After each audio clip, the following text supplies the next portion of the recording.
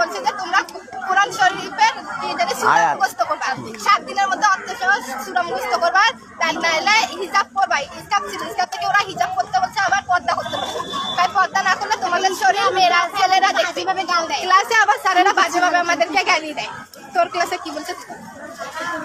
আমাদের ক্লাসে যে স্যার বললো যে তোমরা হিন্দু মেয়েরা কয়েকজন আছে দাঁড়াও।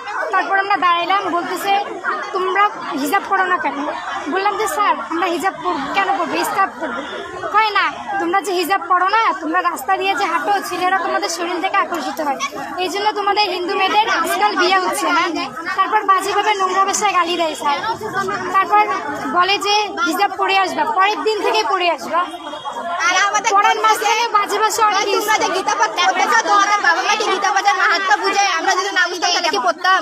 ওনার কথা আমরা গীতা পাঠের মাহাত্ম্য বুঝি না, আমাদের বাবা মাও বুঝে না। তো শরীরে হাত দেওয়ার যে একটা বিষয় উঠছিল, এটা কি সত্যি? আরো ইচ্ছে আরো কত নোংরা ভাষায় কথা বলে, যত নেগেটিভ কথা আছে ক্লাসের মধ্যে ধর্ম ক্লাসে। বেশি বলে। আমাদের হচ্ছে ধর্মীয় স্যার, মুসলিম ধর্ম ক্লাসে যত নেগেটিভ ধরনের কথা আছে সবকিছু উল্লেখ করে। আর উনি বাবা মাকে গালি দেয়। আর বলে মূর্তি পূজা করলে কি হয়, মূর্তি পূজা করে লাভ কি, এসব কথা বলে। শিবলিঙ্গ নিয়ে অনেক ধরনের কথা বলে। সেই স্যারের নাম কি? মৌলভী স্যার। উনি বলে শিবলিঙ্গ পূজা করে, শিবলিঙ্গ পূজা কি বললে কি এটা তো একটা কালো মূর্তি।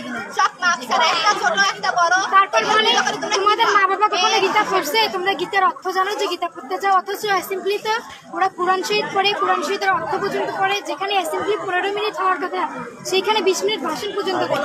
আর আমরা বলছি স্যার 2 মিনিটের জন্য আমাদের গীতা পড়তে হবে না? কয় সময় হয় না। তোমরা গীতা পড়তে আগে কিন্তু মাহাত্ম্য গীতা জানো? পাঠ হইতো, ওনারা বাবা মা গীতা পাঠ করে, এর আগেও বন্ধ করছিল, তারপরে কমপ্লেন দেওয়ার পর শুরু করছে, আবার ওরা বন্ধ করছে। কালকে আমরা যেহেতু বলছি, উনি এখন বলে সময়ের হচ্ছে, কিন্তু উনি কিন্তু বক্তব্য দেয় 20-25 মিনিট করে। অথচ ওদের কোরআন শরীফ বলে, তারপর হচ্ছে আবার আমাদেরকে বলে 1 সপ্তাহের মধ্যে কোরআন শরীফ তোমরা মুখস্থ করে আসবে, নাহলে ছেলেরা তোমাদের শরীর দেখে। এই জন্য ধর্মীয়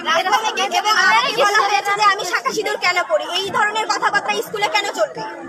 আমি সিঁদুর পড়ি, আমি শাখা পড়ি, সেটা পার্সোনালি আমার ব্যক্তিগত ব্যাপার। টিচাররা এই ধরনের কথা ক্লাসের মধ্যে কেন বলবে? তো আমাকে সবসময় অপমান কেন করা হয়? আর একটু তো আমাদের স্কুলে মা বাবার কথা তুলে অপমানিত করা হয়, লজ্জা